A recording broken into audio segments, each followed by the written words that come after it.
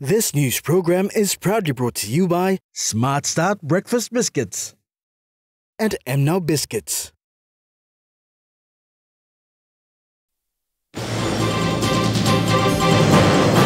Fuel supply restored in the country.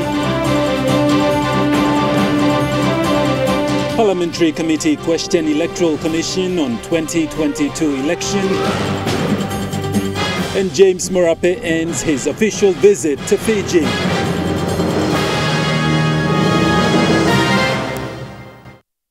A very good evening. You're watching National EMTV News. I'm Godwin Eki. Thank you for joining us.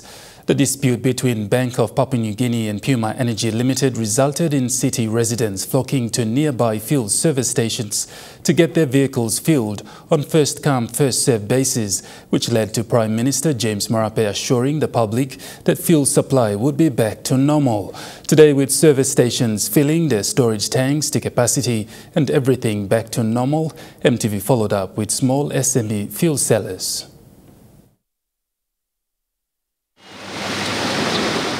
Yesterday, the shortage of fuel, which got the citizens panicked following fuel stations being jammed by vehicles wanting to refill after the dispute between Bank of PNG and Puma Energy Limited. Prime Minister, before his visit to Fiji for the Pacific Leaders Summit, assured the country that fuel would be back.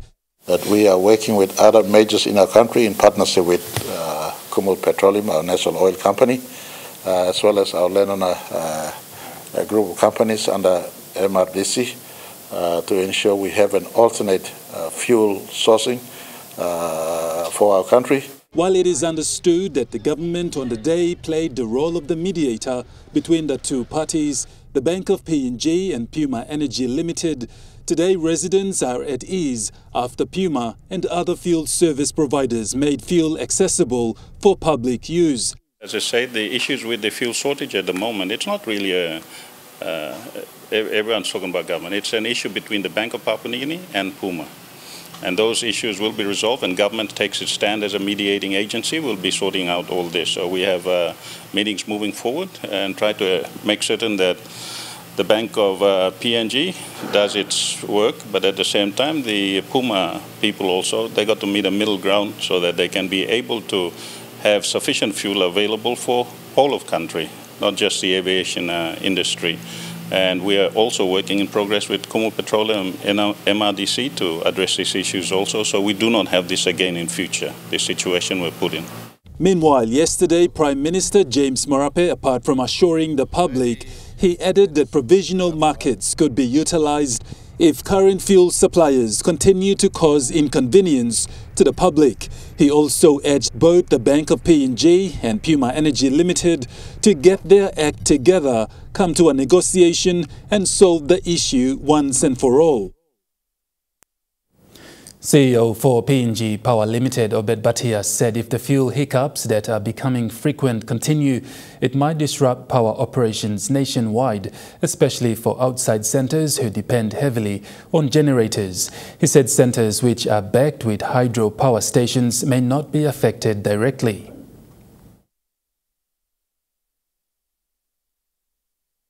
Various centres have various capacities.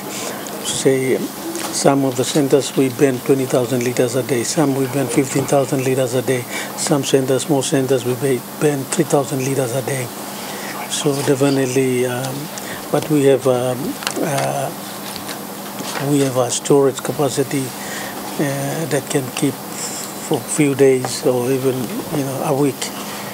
But the arrangement is they deliver every maybe 3 days a week or twice a week, or depend on the volume they use. So if they don't deliver, then we'll be in a critical situation for us here. The Electoral Commissioner Simon Sinai has clarified on the budget for the national general elections, saying that based on the budget submissions to the Treasury Department by the Commission, the national government marks budget appropriation to fund national elections. The statement was released today following queries in relation to this.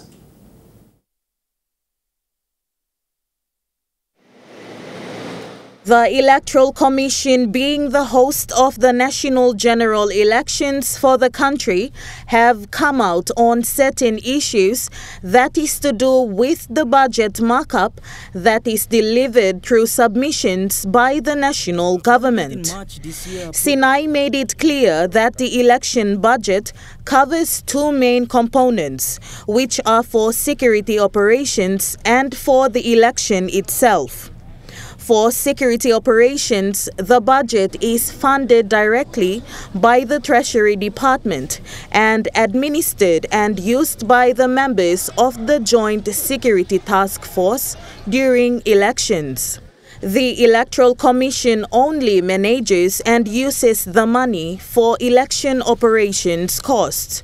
Sinai furthermore added that logistics is another major issue the Commission is faced with.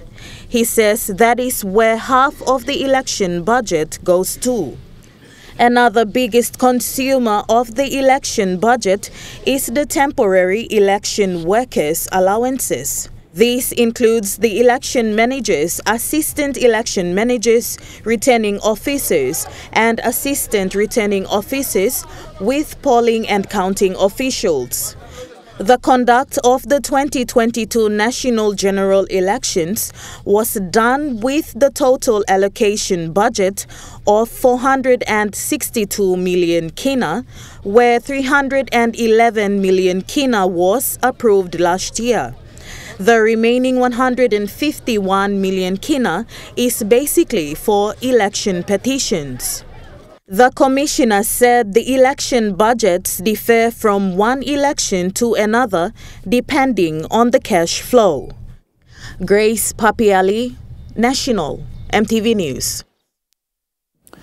Election petition number 64 of 2022 for the declaration of Se Anopala as member for Rigo Open Electorate challenged by petitioner Tura Elemi was dismissed in the Court of Disputed Returns yesterday afternoon. The ruling was made by Justice David Kennings.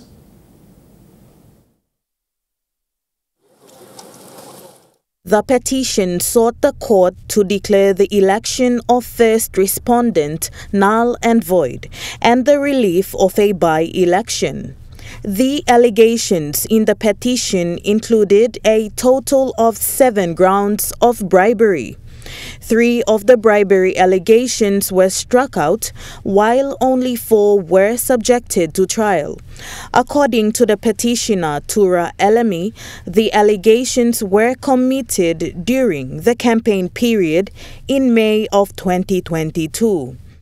This ruling was made because petitioner Elemi failed to prove that the elements of bribery were committed in May 2022 during the campaign period. In yesterday's ruling, Justice David Canning said the petitioner failed to provide evidence of the 4 grounds of bribery claimed to be committed at the given time. Justice Cannings furthermore said the petitioner failed to prove to the court that elements of bribery under Section 103 of the Criminal Code Act were committed directly or indirectly by the first respondent. Therefore, the orders ruled were for the petition to be dismissed wholly. Grace Papiali, National EMTV News. National EMTV News continues after the break. Stay with us.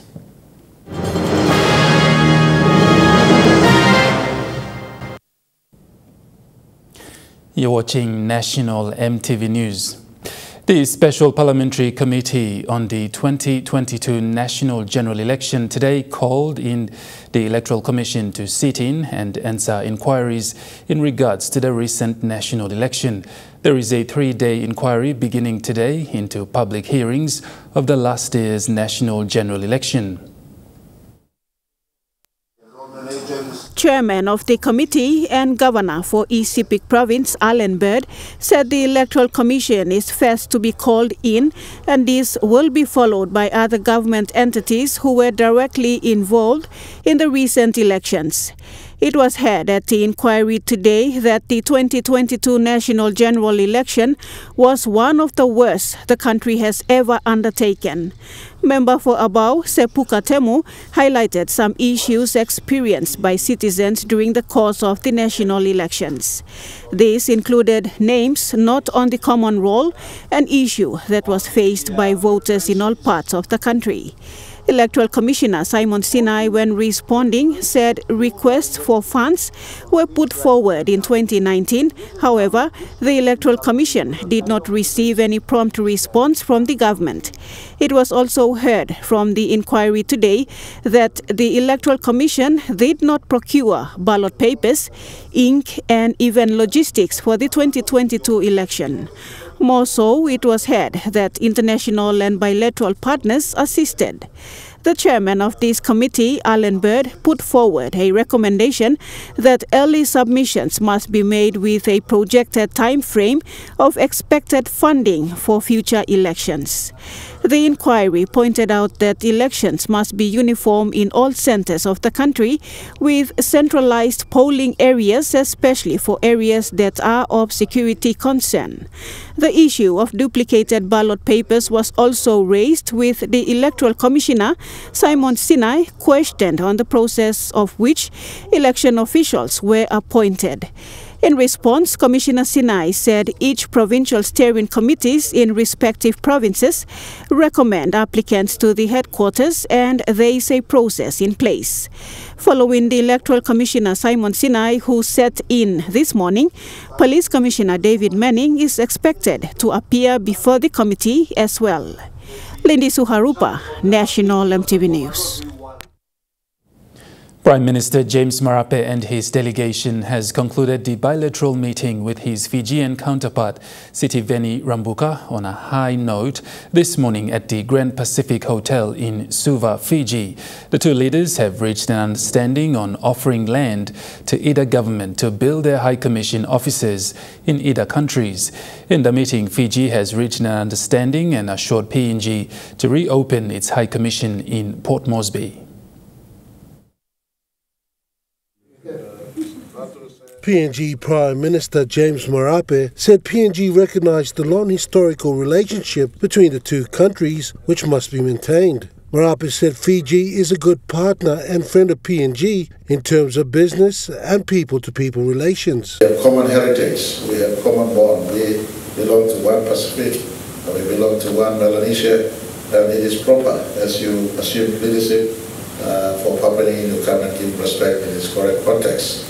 Because Papua New Guinea and Fiji working side by side would ensure that we stabilize the canoe that is taking our people with us to ensure the future is bright for our people, and the destination in as far as a better development is concerned for our people is arrived upon under our shared leadership. Prime Minister Marape also commended the Fijians for giving the mandate to their Prime Minister, Sitiveni Rabuka. Today we had fruitful bilateral discussions.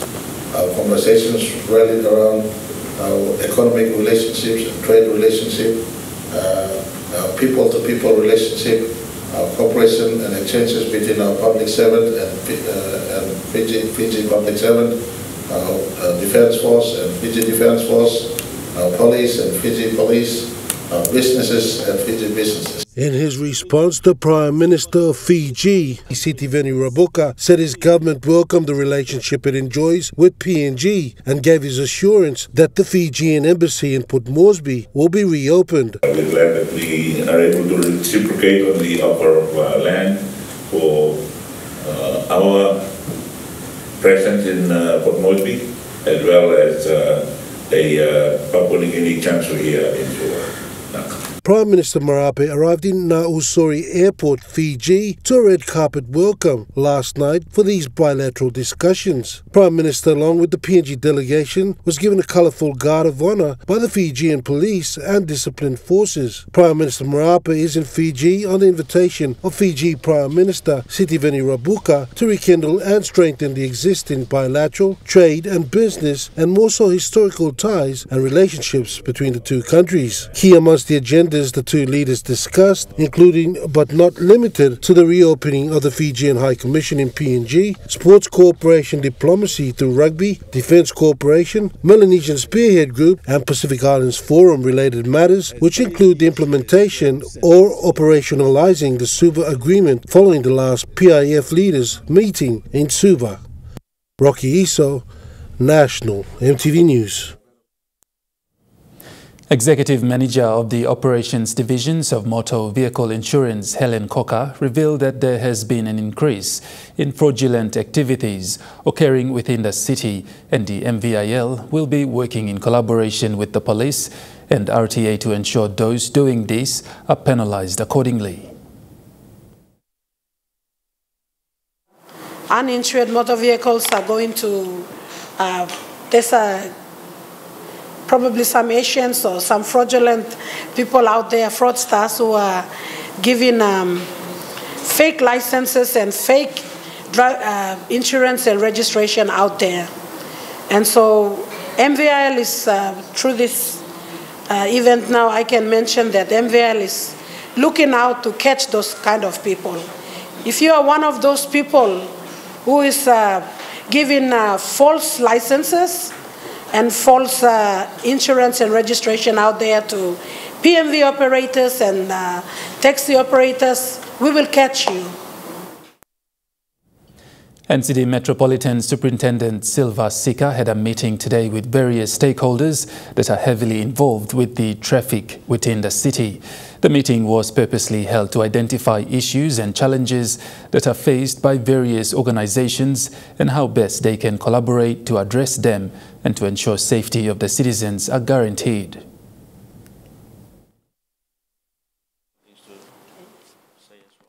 Heads of various organizations, including the Police, Road Traffic Authority, Traffic Police, Motor Vehicle Insurance and PMV Association and the Pacific Corporate Services, gathered today at Boroko Police Station to address some of the key issues in regards to the operations of public motor vehicle within the city. As alluded to by many participants, it was the first of its kind to have all parties come together to collaborate and communicate some of the issues and challenges they are faced with while carrying out their duties and to find better solutions. Metropolitan Superintendent Silva Sika highlighted during the meeting the importance of the collaboration amongst all stakeholders to ensure the city is safe. Our enforcement powers that we have, are we not doing enough? So I want us to understand how we are coming together here. We've got to integrate together. For the life's sake, for the sake of the humanity, we have to save our people's lives. Our children in future, by 10 or 15 years time, when we are gone, we don't want to see them going through the same problem. We are the leaders of today, we've got to make decisions now for the betterment of our children to come, our generation to come in the future, to make the city a better place, a safe. And this is the responsibility that everybody should have and perform through your heart. Through your heart. And honestly, genuinely, we have to deliver what we've been mandated to. According to Medsup Sika, corruption and bribery remains a chronic issue of the enforcing agencies and urged all parties to carry out their role diligently. We are liable for our actions as well. And mind you, ladies and gentlemen, there's always bribery and corruption involved in us. And this is one of the chronic issue of us enforcement. We allow that. There's some PMBs, our PMBs have been given licenses. If they have been, our PMBs are running, even after they've been given defective notices, but they're still running on. So where is the problem? So the problem, we cannot find a problem anyway, but that's why I said earlier on that we are the ones who mandate them and we see them through again. Road Traffic Authority CEO Nelson Terama applauded this initiative and the leadership of the Metropolitan Superintendent. He says this will have a positive impact to the vast majority. We tried, like you said, but it did not work, so we are not going to run away from this problem. The problem will be here, the city will be here, the vehicles will be here, we will be here, so someone needs to take the responsibility, which we are here, the stakeholders are here. We are the right people to address this issue. We are not going to run away from this. The government, the citizens of this country are expecting this team to address all of these issues. So city is growing, rapidly growing within a short period of time. We're expecting a lot of people are moving into the city. The vehicle population has been increased. Mr. Terma is calling on the NCDC to be part of the team on Sunday, the 26th of this month, where they will be addressing these issues with the PMV operators at the Unagi Oval at Gordon's. Sharon Engnui, National MTV News. Trukai, the country's leading supplier in rice, believes in giving back to the community in which it operates in because of the community's support. Today, this was evident with a 20,000 kina gold sponsorship to non-government organization Project Yumi. The sponsorship is towards Project Yumi's Incorporated Education Project, which has reached more than 100 schools throughout the country since its inception in 2009.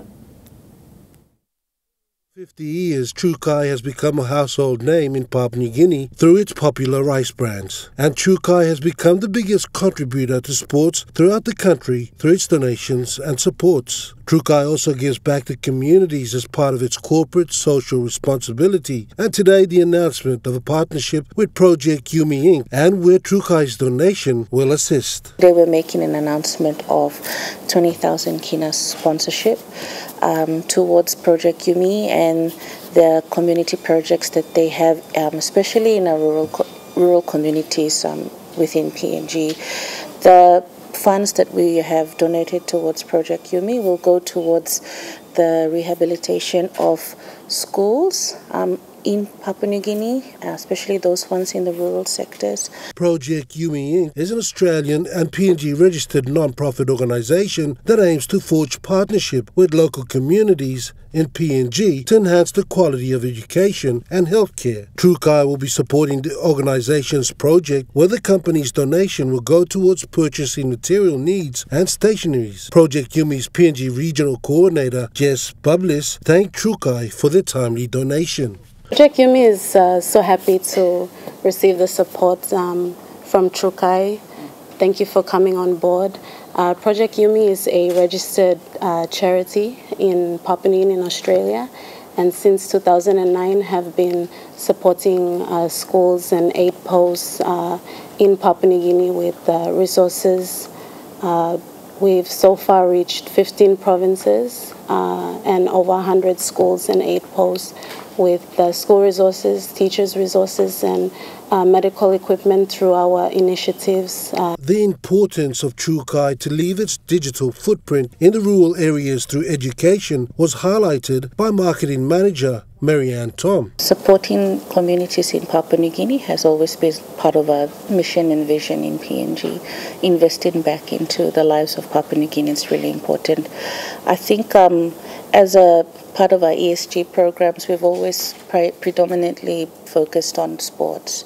And then we moved into the health sector, and we do a lot of that in terms of supporting charity organizations like the Cheshire Homes, as well as City Mission, and others as well within Papua New Guinea. In the past 10 years alone, Trukai has invested nearly 50 million kina supporting vital health, sports and cultural activities in Papua New Guinea, with the most extensive corporate social responsibility programs in the nation spanning sports, health facilities, nutritional programs, aid, cultural and provincial shows. Rocky Iso, National MTV News. And now taking a look at the NESFund market report, the kina closed unchanged at $0.2840 US in the interbank market. At Bank South Pacific, your kina was buying $0.2765 US, $0.3967 Australian dollars, $0.2513 euro, 36.68 Japanese yen.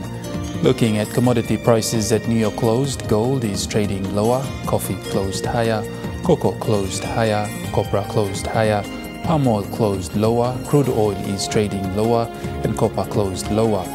On the stock market, the Dow Jones closed higher, the ASX 200 is trading lower, and the All Ordinaries is trading lower.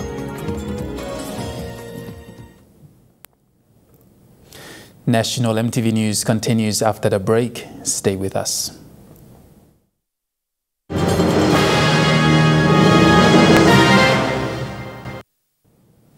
You're watching National MTV News. In just its second year of operation, Just in Time Literacy School continues to defy the odds and excel in growth. With no outside funding, this little-known school located in Joyce Bay opened its new grandstand and assembly area to cater for its growing number of elementary students in the Mosby South Electorate. This is Joyce Bay in the Mosby South Electorate. This formerly known settlement has 8 zones and was known as Horse Camp, a notorious hub for criminal activity in Port Moresby. Over the past few years, this area has seen significant development and changes, which has brought about a shift in people's mindset and attitudes. A young man from Wabag who grew up in this neighborhood and comes from a strong Christian background is giving back to his community by contributing to this change. Nathan Andes from Wabag, a teacher by profession, opened the Just-in-Time Literacy School last year, which accommodates for elementary students from the ages of 4 to 6. This school open. I'm no school blow, I'm school blow community misato. Even though me investing, I think I'm being time, God by blessing me, but this is something I'm blow school. Growth is the best indicator of positive impact on students, and last year 23 elementary students from the school are now in Butuka Primary School for the 2023 academic year in grade 3. Over the weekend, another milestone with the opening of the Rock Grandstand and Assembly area opened and named after a close friend of Anders who grew up with him in the youth ministry. Rock stand, name blow wabla late brother for me, youth leader for me, where me been stabbed and been passed away last year. Na name blow Rockland, na me bla the Rock stand. So me acknowledge him presence blow Jochiki, wabla family member blame too. Lo acknowledge him, na talk thank you. Long me write him this name, na give him go back. Lo Rockland, lo you me thank him, man. Me black and stuff also. Youth pastor and mentor Wilson Waraka was full of praise for Andes in his achievement and what he has done with the limited funds he had. People line me like, look, Samuel, you blow space on our beautiful children. You la reason why this level something they come up long so. You must feel in space. So. Kind of some Nathan and me lay down some level something, sacrifice. Just so you blow picking any can. Everyone place or learning or something come up some good line leader or behind law. Just-in-time literacy is not just an elementary school. It is becoming a community center, as every night the director allows students from primary to high school that live in the neighborhood to use these facilities to study in a safe and illuminated area. Rocky Iso, National MTV News. PNG Power Limited has signed its 9th Memorandum of Agreement with the Arona Valley Development Authority, the landowners of Yonki Dam in Eastern Highlands Province. The MOA signed has seen PPL given a total of 6 million kina to the landowners in an agreement called the Development Association Package in a way of compensation to the landowners. The MOA is an ongoing cooperation between PNG Power and Yonki landowners, the Arona Valley Development Authority, or AVDA. General Manager for AVDA, Patrick Cavare, said the Development Association Package, or DAP, given will assist the landowners. NEC review still remains outstanding through various submissions that AVDA had made to PNG Power to the value of 160 million. It's all in all outstanding commitments by the state, and I believe with cooperation with PNG Power and AVDA we can achieve some common understanding based on the original NEC agreement. Mr. Cavare said they will work in collaboration with PPL in making sure that services are delivered. He further stated that the association appreciates any changes or recommendations that will be made based on the MOA. We are committed to this agreement. We would also appreciate, under the leadership of Mr. Bhatia, we appreciate some changes being made, some recognitions being made, broader participation between local landowners and PNG Power has become fruitful, and we've been CEO of PNG Power, Obed Bhatia, pledged PPL's support towards the MOA and appreciates the people of Yonki for their contributions towards the development of the country. Whatever is in there is for 5 years term, and after 5 years term we should review these, and if there is any changes we will do those changes, and then we review and we sign again. Apart from Yonki Dam, PPL has other agreements with other landowners for hydro dams in PNG like Sirinumu, Rona, Ramu, Divune, Warangoi and other upcoming dams such as Edevu Hydro Dam in Kairaku of Central Province. Cynthia Maku, National EMTV News. As part of PNG Power Limited's community service obligation to the people of Yonki Dam in Eastern Highlands Province, a payment called the Development Association Package is given every 5 years to assist the landowners. For this year, another 6 million kina was given to the Arona Valley Development Authority, the landowners of Yonki Dam. The Development Association Package, or DAP, is given to the people after every 5 years. This has assisted the people of Yonki for over 15 years since its establishment in 1992. It is a way of compensation for socio-cultural and environmental effects to the Yonki Hydro project. General Manager for Arona Valley Development Authority, Patrick Kavare, said the DAP goes towards assisting people of Yonki through economic projects and community services. Through the DAP program, there was some achievement been made in agriculture, notably plantation set up together with a coffee mill. Mr. Kavare said the DAP allocation has not changed much. He said every 5 years they get almost the same amount.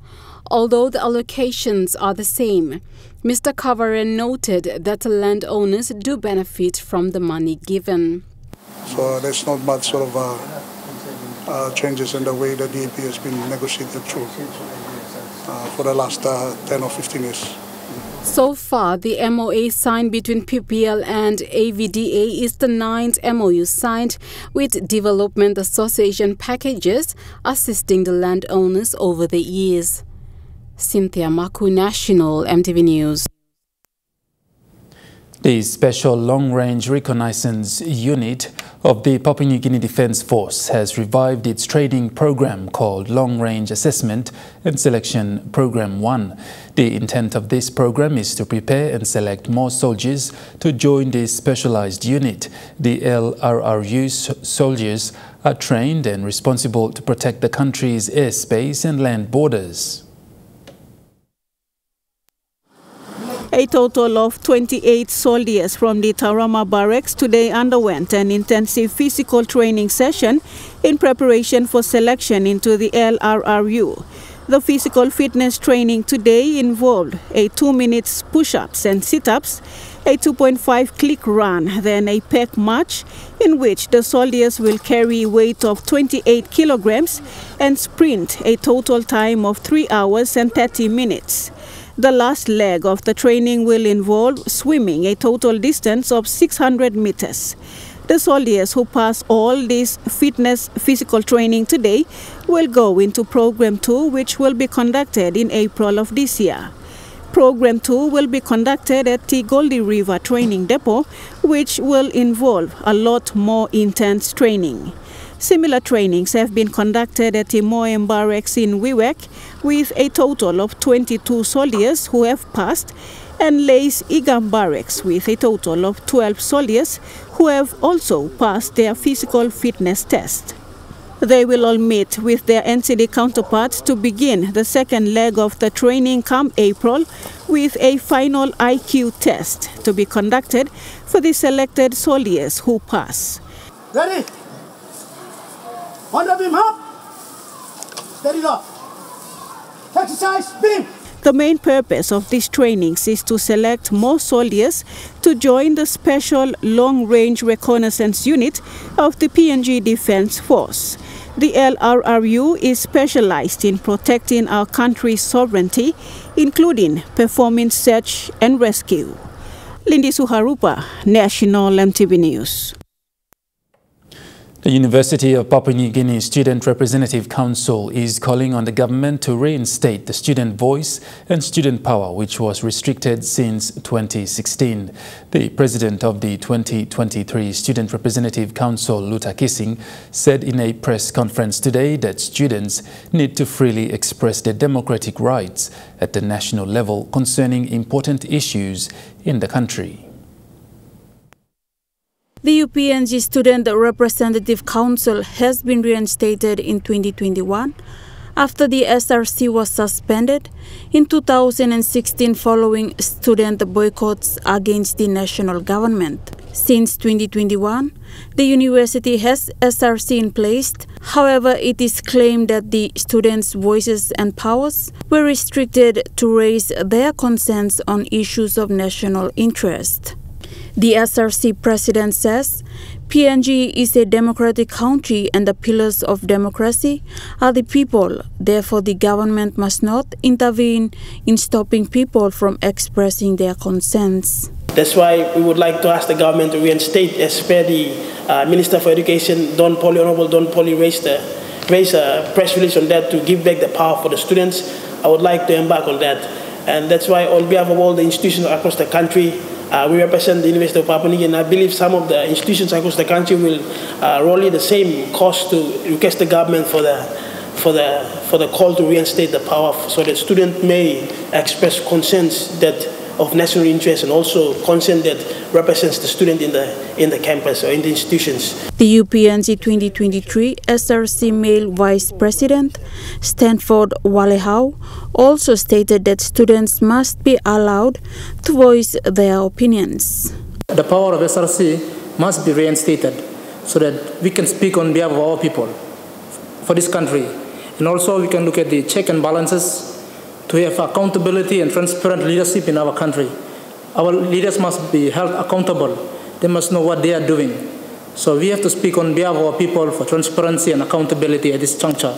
And also I support the call for the Minister for Education, Hondon Polia, to reinstate the power of SRC throughout all institutions around the country.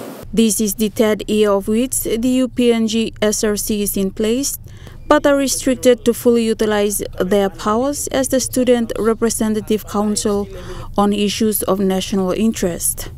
Estagane, National MTV News. National MTV News continues after the break with Trukai Sports. Stay with us.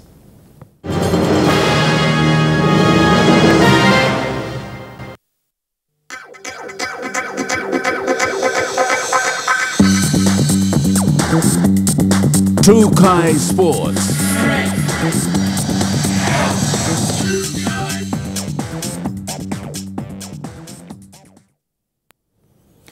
Welcome to Trukai Sports. Following their trial matches against the National Rugby League teams, the SPPNG Hunters will take on the Central Queensland Capras this Saturday in a trial match at the Santos National Football Stadium. Having played against several National Rugby League teams in their intercity competition, the SPPNG Hunters are now ready and looking forward to playing their first trial match against the Central Queensland Capras come Saturday this week. Having figured out their weak spots during their trial matches, Hunters are hoping that taking on one of the teams in the competition will be a good start to their 2023 season. Tickets for the Hunters trial match this Saturday are going for 50 kina for the Grandstand, 30 kina for Western Stand, 20 kina for the Eastern Stand and 15 for North and Southern Stands. National Rugby League teams in the country have been busy with their pre-training sessions to now players awaiting final team lists to be released. National Rugby League teams having been busy in the last 2 months with their pre-season training in various parts of the country. In Port Moresby, teams that reside in the city such as the Croton Hella Wigmen, the NCDC Port Moresby Vipers, the Central Dabaris and the Gulf Isos have all been busy training ahead of the 2023 season in their respective training venues. For both the Gulf Iso and the Port Moresby NCDC Vipers, training early mornings at Ella Beach and the Moresby South Stadium has been their training ground. With the pre-season training coming to an end, teams in Port Moresby played their trial matches against the SPPNG Hunters in preparations for the 2023 season. Trukai Sports continues after the break. Stay with us.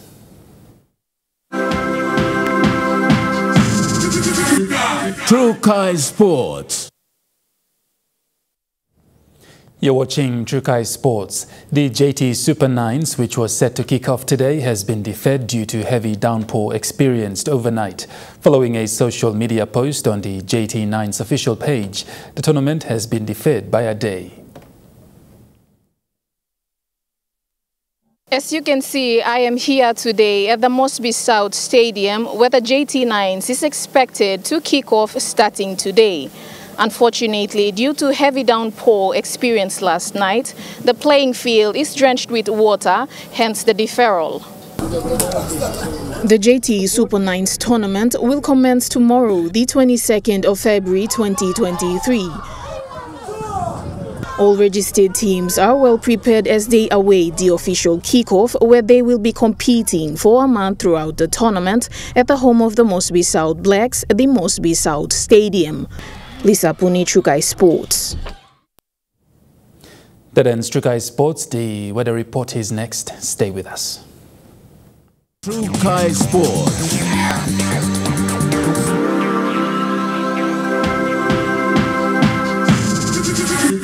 Trukai Sports. This weather update is proudly brought to you by MoneyPlus, with you always.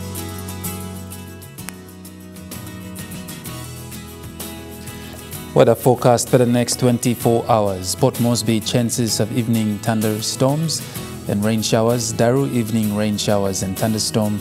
Kerema, late afternoon evening rain showers and thunderstorm. Alatau, evening showers and possible thunderstorm. Popondetta, evening rain showers and thunderstorm. In the Mamase region, all centers, rain showers and possible thunderstorm. In the New Guinea Islands region, Lorengau, few showers and thunderstorm. KVN, few showers and thunderstorm. Kokopo, Rabaul and Kimbe, rain showers and thunderstorm. Buka, few showers. In the Highlands region, Mount Hagen, cloudy with thundery rain showers. Goroka and Kundiawa, Mendi and Wabe, rain showers and thunderstorm.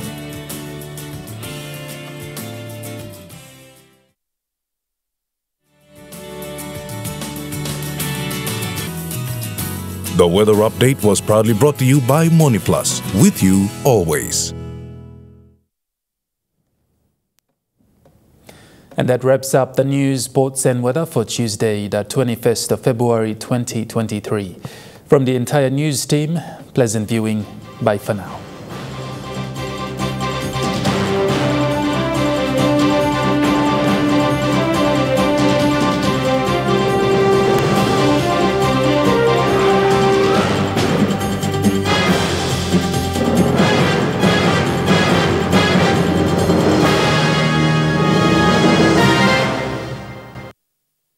This news program was proudly brought to you by Smart Start Breakfast Biscuits and Gold Nuggets.